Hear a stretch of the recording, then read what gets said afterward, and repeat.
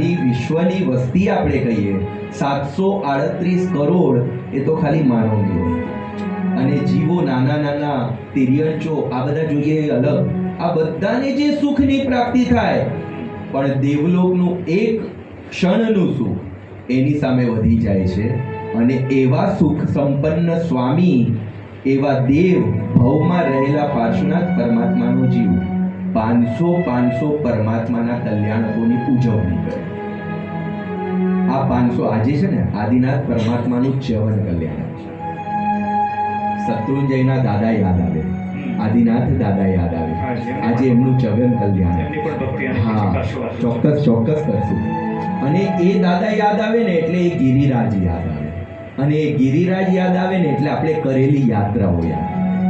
કેવી એ યાત્રાઓ, કેટલો એ આનંદ, આ બધું યાદ આવે.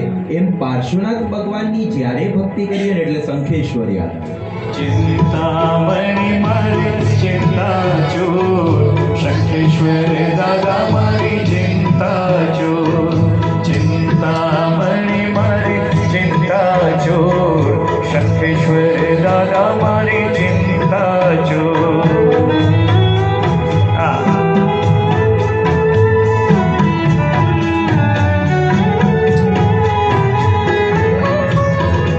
બધાને આવડે છે, બધા સાથે ગાતે.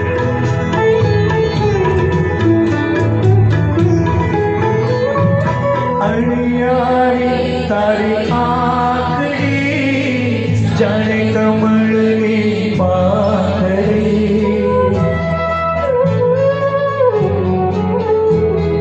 અણિયારી તારી આંખડી જાણે કમળની પાખડી.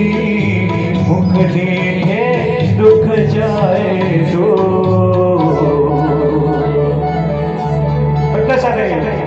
ચિંતામણી મારી ચિંતા ચોર, શંખેશ્વર દાદા મારી ચિંતા ચોર. ચિંતામણી મારી ચિંતા ચોર, શંખેશ્વર દાદા મારી ચિંતા ચોર.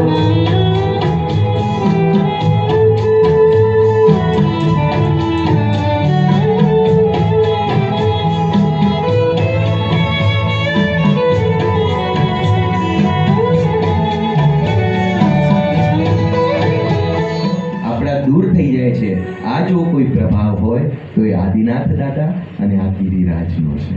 આવો, આવા ગિરિરાજ, આવા આદિનાથ દાદાની આપણે ભક્તિ કરીએ. જી બોલાવે છે એના સપના આવે, બધા સાથે ઋષભજી બોલાવે છે એના સપના આવે છે. જે એના થઈ જાવે છે એના તો એ થઈ જાવે છે. ઋષભજી બોલાવે છે એના સપના આવે છે. ઋષભજી બોલાવે છે એના સપના આવે છે.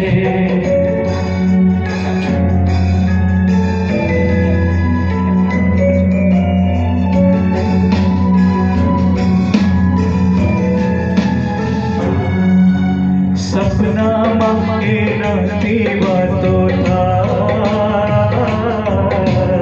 આંખ ખુલે ત્યાં સૌને દેખાય. હોઠને હૈયું એના ગીતો ગાય, એના નામ સ્મરણથી સગડો થાય. એ આવશે કોઈ પણ રીતે એની યાદમાં રાતો વીતે. એ અધરાતે હરખાવે છે ને મધરાતે મલકાવે છે. બોલો ઋષભજી બોલાવે છે એના સપના આવે છે. ઋષભજી બોલાવે છે